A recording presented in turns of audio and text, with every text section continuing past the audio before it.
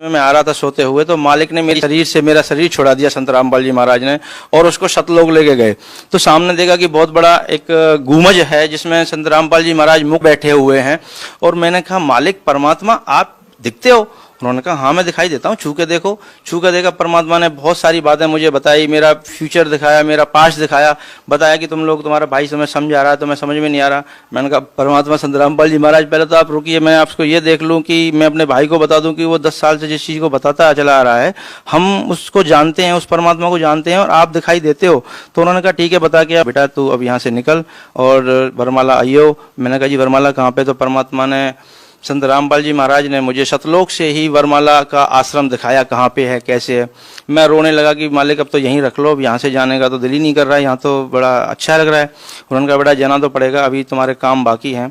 तो फिर मैंने कहा गुरुदेव अगर आप तो सब कुछ कर सकते हैं, आप तो परमात्मा हो संत रामपाल जी महाराज, तो मेरी मोम को क्यों नहीं बचाया? तो उन्होंने बताया कि बेटा तेरी मोम ने ना नामखंड कर दिया था, उसको विश्वास नहीं हुआ, ज्ञान नहीं हुआ, पर तू नीचे जाके ऐसा नहीं करना है, तुझे मैं यहाँ से पक्का करके भेज रहा हूँ, अपने भाई की हेल्प करनी है और इस समाज को, ये एजुकेटेड जो समाज है इसको समझाना है और अपना पूरा जीवन इसलिए लगाना है। तू तो मर चुका था, देख तू शराब पी के यहाँ गिरा था रेलवे स्टेशन पे, मुझे याद आया हाँ गिरा था। उन्होंने कि यहीं मरना था तुझे, लेकिन मैंने तुझे वापस बुलाया है और तेरे को ये जीवन जो मैं दे रहा हूँ आगे ये भक्ति के लिए दे रहा हूँ, अब इससे भक्ति ही करनी है, कुछ और नहीं करना। मैंने कहा ठीक है जी, लेकिन मैं तो कब आ जाऊंगा जल्दी? वन कहा बेटा मैं नीचे तुम्हारे साथ ही रहता हूँ, मैं पृथ्वी पे बैठा हूँ, तू जाएगा मुझे मिलेगा तो मुझे देखेगा कि तुझे कोई दिक्कत ही नहीं आएगी। मैंने कहा ठीक है जी, अब तो परमात्मा मुझे फिर जाने दो।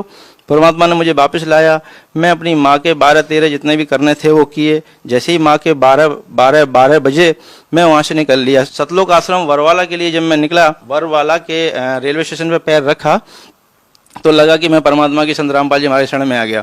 जैसे ही मैं लाइन लगा के गुरुजी के पास पहुंचा तो मेरे से नाम दीक्षा देने से पहले भगत जी ने कहा कि भगत जी ये कुछ नियम है, इनको पढ़ लो। मैंने कहा भगत जी कैसी बातें कर रहे हो आप?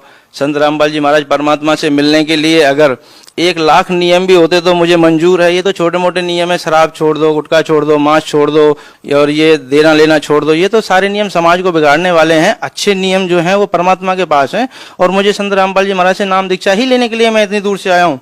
तो उन्होंने कहा भगत जी अच्छी बात है, तो आप नाम दीक्षा लीजिए। जैसे ही मैंने नाम दीक्षा लिया, थोड़ी देर भंडारा किया, परमात्मा से मिला तो परमात्मा वही परमात्मा जो सतलोक में बैठ के मुझे समझा रहा है वो परमात्मा वहाँ जमीन पे घूम रहा है। संत रामपाल जी महाराज परमात्मा जमीन पे घूम रहे हैं।